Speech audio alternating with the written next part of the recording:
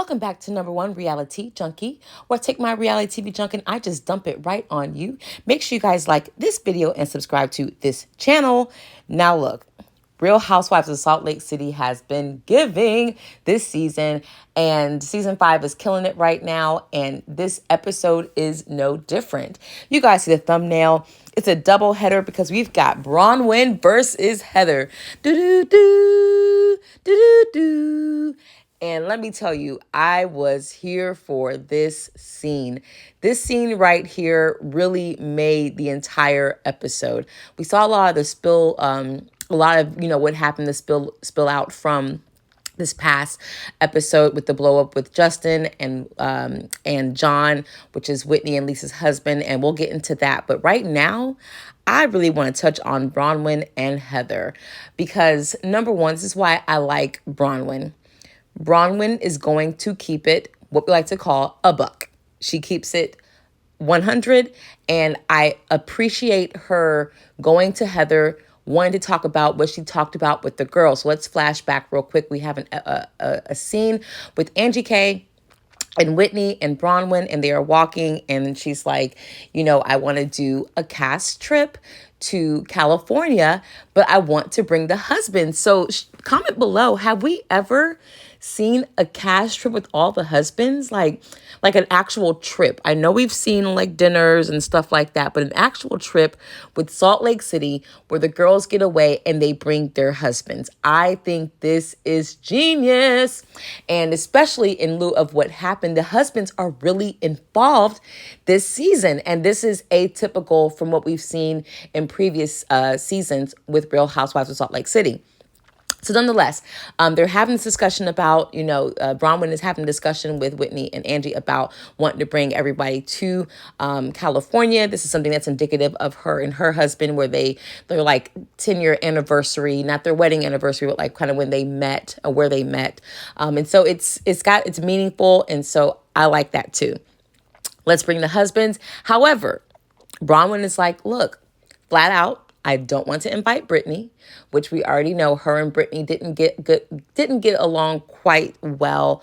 I wish she would have still invited her. However, because it is a couple's trip, it would be weird that she does not have, she's not coupled off with someone right now. She's on and off with Jared, even though he did come to Angie K's party, but they're not together. And you don't want a random dude, AKA Aaron, just being a filler, for this. So I understand where BRONWYN was coming from. Do I wish she would have at least talked to her about it? Yes. And maybe she does, but we didn't see it in this episode.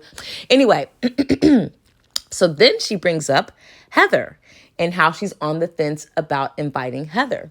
And she tells this to Whitney and to Angie K, as I've already stated.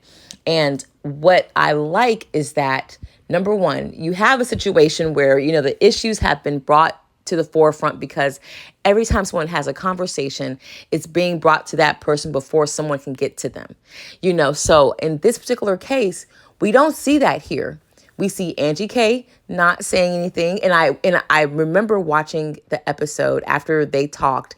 There was a scene with Brittany having, a fireside chat at her house with some of her church members and her family. And Angie K was there and Heather was there. And in my mind, I was like, Angie K's going to say something to Heather about BRONWYN not really wanting to invite her on this trip. But Angie K did not. And I think that's the biggest takeaway, is that was the time for her to do it, just per the way it aired, per the way the episode, curtailed it. It may not have been like in chronological order outside of that, but on the episode, it made it look like they went for a walk. They had this discussion. She knew what BRONWYN was thinking. Then she meets up with Heather and Brittany. And both which, BRONWYN already said Brittany's not invited. And then she said that she was on the fence about inviting Heather. Angie K could have literally went to both of them and said, hey, this is what BRONWYN said. But that's not what she did. That's not what she did. So I can appreciate that from Angie K, because she's frustrated with Heather because that's what Heather did to her when it came to Lisa. Because one thing about Angie K, I've known her to not mince words, and she will say, she also keeps it a buck. she will say what's on her mind and she will go to that person. She has no problem with doing that. So I appreciate that Angie K gave Bronwyn the opportunity to address Heather one-on-one. So let's get to it. And that's why y'all are here. Let's get to it. Let's get to it. So, Bronwyn invites Heather to Bronwyn's house. And number one, the shade of it all for Heather to be going through this girl's house and talking about the poop here, the poop there, the pee here, and the shady cameraman, like, as just we're on it. Because Bronwyn has 6 dogs. She has 6 dogs, and so she has to clean up after 6 dogs. Now, let me tell y'all something. I don't have dogs. My fiance, is more of a cat person. Ironically, he's like this macho man and he loves cats. So more than likely we will be cat parents.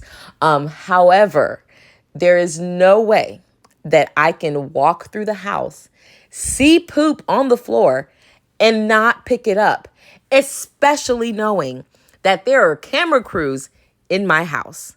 Now, yes, it is a reality, quote unquote, reality TV show, but there is still no way that I could allow for my house to be seen on national, international TV with poop on the floor, with pee randomly on the floor. That is just unacceptable. So Bronwyn got some cool points kind of taken away. However, I also feel like it may be a bit relatable, as in a sense where, your house is so big and you probably don't know all the little hidden, gems where they have let go in the house. You don't know. And so, I will give her that maybe she didn't know it was there. She thought she picked up everything. And then you're walking through and showing the house, probably places that you haven't been throughout the day. Because I don't know if someone would go through the entire house every single day, every single part of the room when it's that massive. So in her defense, maybe she just hadn't been in that particular room where the dog poop was. But when you're going to tour your house, knowing you have someone coming over for the first time, you're obviously going to show them around. There is no way. There is no way that I could, justify that there was poop just around. And which is why you see the thumbnail, what a poop storm. It was, a poop storm of a house and a poop storm of a conversation. Flat out. So let's get into the meat and potatoes of their discussion. In this discussion, I feel like Bronwyn owned her part.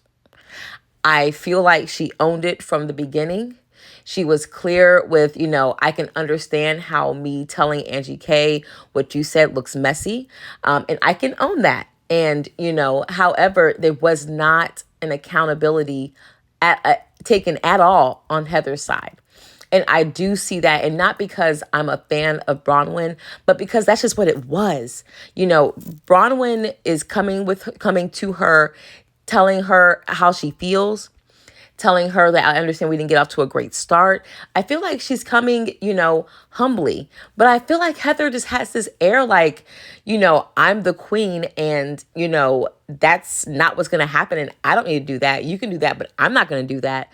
Like, it just, this is a different side of Heather, this season. And, she made a comment and she said that she's been so accustomed to kind of being the yes person, that maybe she's just now okay, I'm not tolerating anything from anyone. I don't care what it is. I think Heather missed the mark and missed the opportunity with Bronwyn to really just have a fresh start. And to me, it seems that she just does not want that.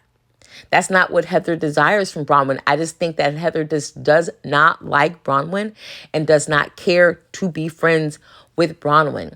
And, Bronwyn brings up the trip and she's being honest. What I feel like Bronwyn was doing, I don't think Heather made it seem like, oh, so you're telling me this, or well, let me just say what she said. So Bronwyn brings up the fact that, look, I had discussion and I was just, on the fence about inviting you because of our relationship. And Heather gets defensive and takes that as, oh, so you're having me here so I can just beg for my place on this cast trip. No, that's not what I'm doing. I'm actually being honest and telling you what I said because I know it's going to come out some other way, but you hear it from me first.